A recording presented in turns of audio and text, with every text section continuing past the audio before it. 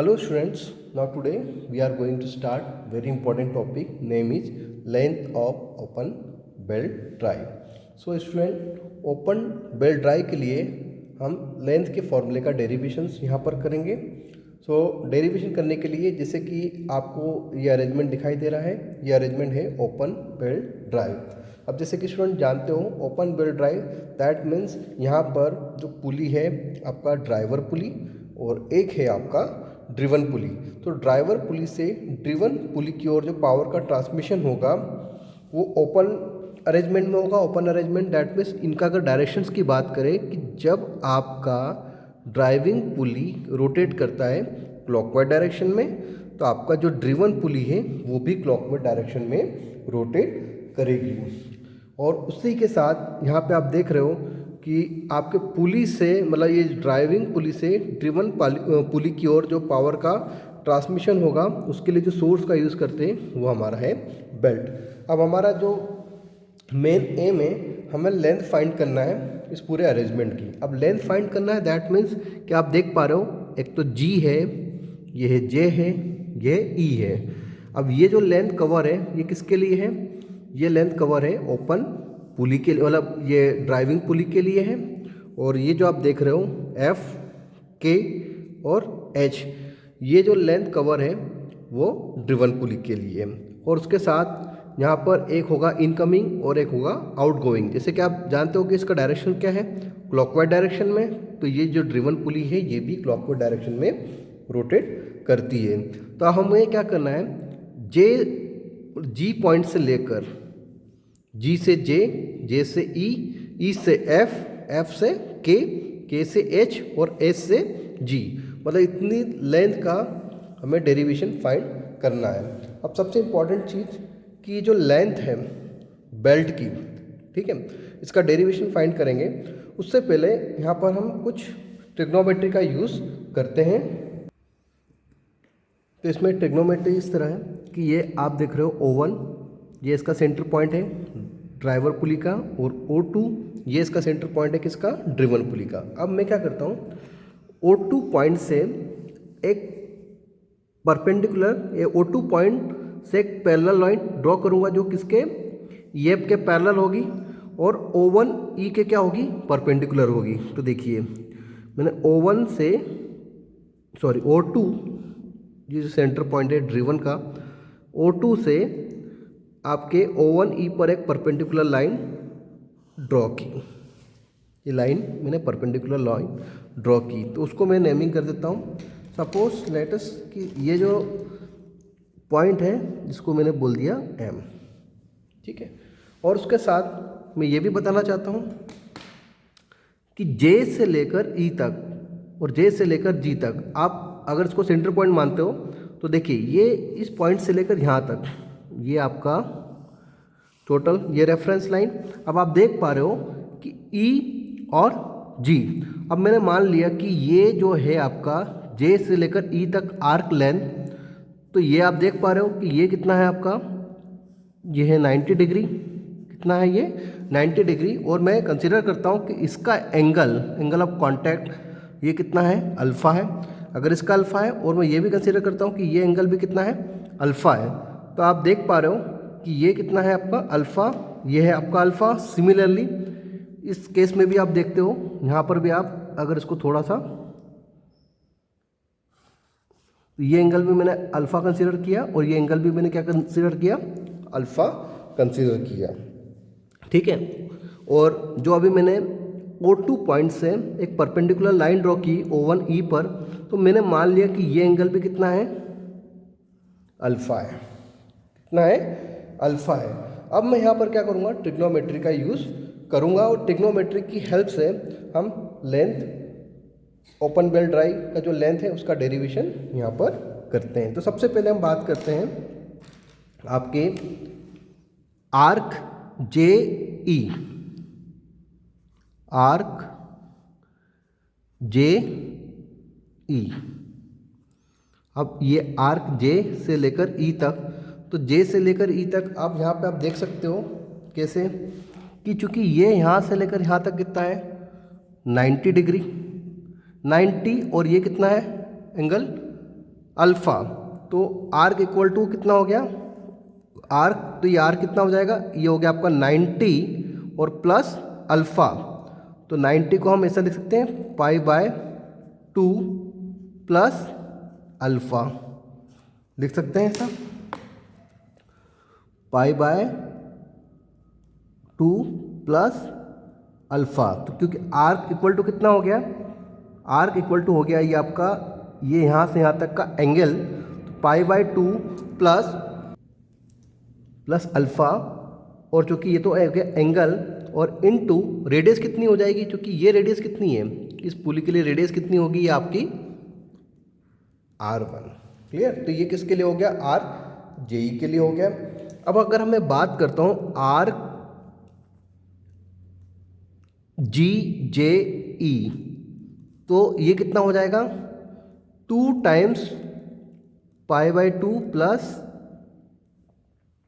Alpha into R1, ऐसा लिख सकते हैं हम इसे π/2 प्लस अल्फ़ा इंटू R1, क्योंकि J से J, सॉरी G से J और J से E, क्योंकि जितना इफेक्ट यहाँ होगा उतना इफेक्ट यहाँ पे भी होगा, तो हम उसको ऐसा भी ले सकते हैं और करके। ओके, अब हम बात करते हैं आर्क एफ के, किसकी बात करते हैं, आर्क एफ के, तो आप इसको कैसा लिख सकते हो, अब देखिए ये आपका यहाँ से लेकर यहाँ तक का ये कितना है आपका, ये है 90। अब इस 90 में से आपका अल्फ़ा क्या होगा, सब्ट्रैक्ट होगा, तो आप इसको इस तरह लिख सकते हो π/2 माइनस अल्फ़ा और इंटू R2, क्योंकि आर्क इक्वल टू कितना होता है, एंगल इंटू रेडियस। या अगर हम बात करें आर्क एफ के और एच, एफ के एच, तो इसको हम इस तरह लिख सकते हैं 2 times π/2 minus alpha into R2। Clear, तो उम्मीद करता हूं कि इतना तो आपको यहाँ पर क्लियर है। अब उसके साथ स्टूडेंट आप क्या देख रहे हो कि मान लो आपका ये O1 है, ये O2 है और ये आपका M है, तो आप देख पा रहे हो कि ये O2 M O1, तो ये एक ट्राइंगल है, तो फ्रॉम ट्राइंगल, कौन सा ट्राइंगल, O1 O2 और M, ठीक है, O1 O2 M, ये ट्राइंगल है। इस ट्राइंगल में आपका ये जो है कितना है, एंगल, तो एंगल के सामने वाला क्या होगा आपका, परपेंडिकुलर, और ये क्या हो जाएगा आपका हाइपोटेनियस, और ये क्या हो जाएगा आपका बेस। तो आपको O1 से लेकर O2 ये डिस्टेंस पता है, कितना माना था मैंने x, और उसके साथ O1 और M इसका हम डिस्टेंस निकाल सकते हैं, तो O1M कितना हो जाएगा, O1M हो जाएगा आपका O1E माइनस EM, तो ये हो जाएगा किसके इक्विवेलेंट, O1M के इक्विवेलेंट। तो अब हम क्या कर सकते हैं, साइन का फॉर्मूला लगा सकते हैं, from triangle O1 O2 M में क्यों हम sine alpha equals to, sine alpha equal to कितना हो जाएगा, परपेंडिकुलर कितना है आपका O1M अपॉन ये कितना हो जाएगा हाइपोटेनियस, ये हो जाएगा आपका O1 O2, तो हम इसको ऐसा लिख सकते हैं क्योंकि O1M है, O1M, तो O1M किसके इक्विवेलेंट हो जाएगा, ये हो जाएगा O1E माइनस EM, और ये हो जाएगा आपका O1 O2। तो इसको हम सिंप्लीफाई करके यहाँ पर अगर लिखते हैं तो ये हो जाएगा sign alpha equals to O1E, ये इक्विवेलेंट है आपके रेडियस R1 के, तो मैंने इसको लिख दिया R1, और ये EM, अब देखिए EM और O2F ये दोनों क्या है, पैरेलल है, तो R1 माइनस R2, क्योंकि देखिए ये यहाँ से यहाँ तक की रेडियस और OME दोनों की लेंथ क्या है, सेम है, मतलब इतना डिस्टेंस को हम इक्विवेलेंट मानते हैं इसके, तो R1 O1E और EM की जगह EM इक्वल होगा आपका FO2, तो FO2 की जगह मैंने कितना लिख दिया R2, और अपॉन O1 O2 की जगह लिख दिया मैंने X। क्लियर, अब वी नो दैट कि alpha is a very small value, so alpha equals to R1 minus R2 upon x, ये हो जाएगा आपका। क्यों? क्योंकि हम जानते हैं कि sine alpha is equivalent to alpha, क्योंकि alpha is a very small value, तो instead of sine alpha we are just putting the value of alpha. Clear? तो इतना आपको यहाँ पर क्लियर हो गया स्टूडेंट। अब उसके बाद हम बात करते हैं, अभी हमने क्या क्या निकाला, आर्क लेंथ ड्राइवर के लिए और आर्क लेंथ ड्रिवन के लिए, दोनों निकाल ली। उसके साथ साथ हमने अल्फ़ा की वैल्यू कितनी है वो भी यहाँ पर फाइंड कर ली। अब हमें इसी ट्रायंगल का यूज़ करना हो। फर्दर अगेन कंसीडरिंग ट्रायंगल, कौन सा ट्रायंगल, O2M, O1 O2M, इसी ट्रायंगल का यूज़ करके हम यहाँ पर क्या करेंगे, अब हमें वैल्यू किसकी चाहिए, O2 और M की वैल्यू हमें फाइंड करना है। अब क्या O2 और O2M की वैल्यू हमारे पास है, नहीं है, ठीक है, ये वैल्यू हमारे पास नहीं है O2 और M के लिए, लेकिन हम O2 और M की वैल्यू फाइंड कर सकते हैं इस ट्रायंगल से, O1 O2 M से। तो आप देख पा रहे हो कि ये जो दिख रहा है आपका O1 M और O2, तो यहाँ पर हम पाइथागोरस थ्योरम का यूज़ कर सकते हैं। अगर मैं यहाँ पर पाइथागोरस थ्योरम का यूज़ करता हूँ, इस तरह है ये है आपका O2, ये आपका O1 और ये आपका M, ठीक है। तब हम पाइथागोरस थ्योरम यूज़ करते हैं। तो पाइथागोरस थ्योरम का यूज़ करने के बाद आप क्या देखते हो कि ये है आपका, ये क्या है आपका MO2, ये जो कि क्या होगा, ये एंगल के सामने, तो ये तो बेस हो जाएगा, ये परपेंडिकुलर हो जाएगा और ये हाइपोटेनियस हो जाएगा। तो हमारा फॉर्मूला क्या होता है, हाइपोटेनियस का स्क्वायर इक्वल टू परपेंडिकुलर का स्क्वायर प्लस बेस का स्क्वायर। ये जो हमारा फॉर्मूला है, क्योंकि इसका एंगल कितना था आपका अल्फ़ा, तो ये एंगल के सामने, तो ये तो क्या हो जाएगा आपका हाइपोटेनियस, तो हाइपोटेनियस O1 O2 का स्क्वायर इक्वल्स टू कितना हो जाएगा, बेस कितना है आपका, ये है आपका MO2 का स्क्वायर और प्लस O1 M का स्क्वायर। अब स्टूडेंट हमें किसकी वैल्यू फाइंड करना है, MO2 की वैल्यू फाइंड करना है। किसकी वैल्यू फाइंड करना है, MO2 की वैल्यू फाइंड करना है। तो हम इस तरह लिख सकते हैं MO2 का स्क्वायर और इक्विवेलेंट ये हो जाएगा आपका, इसको डायरेक्ट में लिख लेता हूँ, क्योंकि MO2 इक्वल करूँगा तो ये ब्रैकेट में आ जाएगा O1 O2 का स्क्वायर माइनस O1 M का स्क्वायर।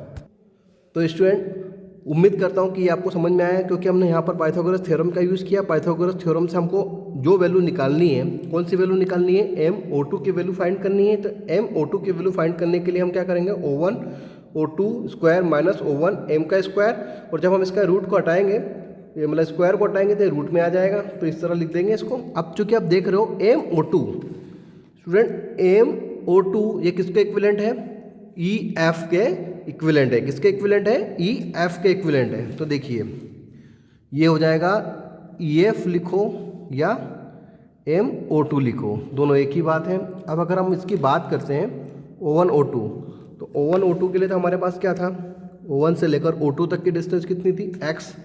तो यहाँ पे मैंने लिख दिया x का स्क्वायर माइनस O1 M की बात करते हैं। किसकी बात करते हैं, O1 M। तो O1 M को कैसे लिख सकते हैं, O1 E minus EM, O1 E minus EM, इस तरह लिख सकते हैं। ओके, अब हम क्या करेंगे, इसको सिंप्लीफाई फर्दर करते हैं, EM या EF या MO2 ये लो या ये लो, ये कितना हो जाएगा। अब चूंकि देखिए ये है आपका एक्स स्क्वायर माइनस O1E किसके इक्विवेलेंट था, O1E था आपका R1 और EM किसके इक्विवेलेंट था, R2। तो मैं इस तरह लिख सकता हूँ इसको, R1 माइनस R2 का स्क्वायर। अब यहाँ पे मैं इसको अगर सिंप्लीफाई करता हूँ फर्दर, तो ये कितना हो जाएगा, अगर मैं x को बाहर निकालता हूँ तो ये इस तरह लिख सकता हूँ 1 minus R1 minus R2 upon x का होल स्क्वायर। लिख सकता हूँ उसको, ऐसा लिख सकता हूँ। अगर एक्स को बाहर लेता हूँ तो एक्स स्क्वायर को बाहर लेता हूँ तो ये तो हो जाएगा 1 और ये हो जाएगा -r1 -r2 अपॉन एक्स का होल स्क्वायर। अब ये जो EF की जो इक्वेशन है इसको मैं क्या किससे एक्सपांड करूँगा, मैं expand this equation by binomial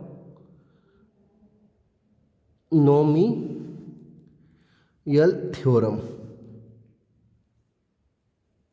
binomial theorem से इसको मैं सॉल्व करता हूँ तो ये जो EF की जो वैल्यू है वो हमारी आ जाएगी, आपकी हो जाएगी।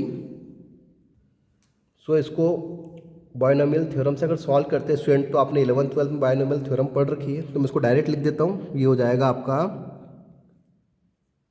डायरेक्ट, जैसे कि ये x है तो 1 - 1/2 r1 -r2 का होल स्क्वायर प्लस एंड सॉन। तो इसको हम लिख सकते हैं EF equals to, further simplify करो तो x - 1/2x और r1 -r2 का होल स्क्वायर, इस तरह हो सकता है। तो देखिए x - 1/2x r1 -r2 का स्क्वायर, तो ये किसके इक्विवेलेंट हुआ, आपका EF के इक्विवेलेंट हुआ। अब स्टूडेंट सबसे इंपॉर्टेंट चीज़ जिस पे हमें हमारा फोकस है, length of open belt drive.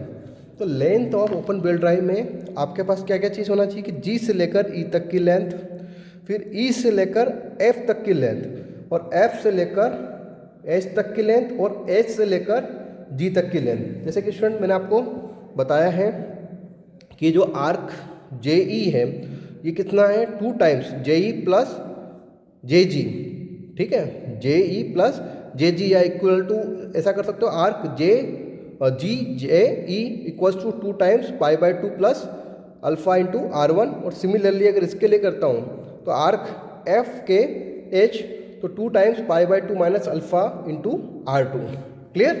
और चूंकि यहाँ पर देखिए आप EF और GH, क्योंकि जितना ये लेंथ है उतना ही ये लेंथ होगा, तो इसको हम EF को 2 टाइम्स लिख सकते हैं, तो इसको भी हम 2 टाइम्स लिख सकते हैं, इसको भी 2 टाइम्स लिख सकते हैं, और इसको भी 2 टाइम्स लिख सकते हैं। अब हमारा जो फाइनल है क्या है, length of open belt drive. तो length of open belt drive के लिए आप डायग्राम से देख सकते हो, length of open belt drive, तो ये हो जाएगा आपका 2 टाइम्स कितना हो जाएगा, 2 टाइम्स JE,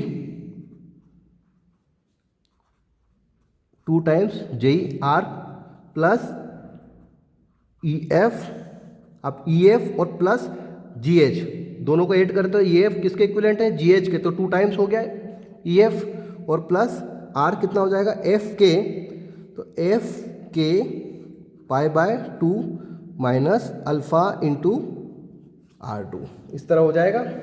अब हमारे पास JE की वैल्यू पता है कितना है, π/2 प्लस अल्फा इंटू R1, तो L इक्वल्स टू कितना हो जाएगा, L इक्वल्स टू हो जाएगा आपका 2 टाइम्स, JE की जगह लिख देंगे π/2 प्लस अल्फा और इंटू R1 प्लस EF की जगह भी मैंने वैल्यू फाइंड करी थी, कितनी आई थी, x - 1/2x r1 minus r2 का स्क्वायर। तो मैं इसको इस तरह लिख सकता हूँ, x - 1/2x r1 minus r2 का स्क्वायर, और प्लस f के लिए तो आपको पता है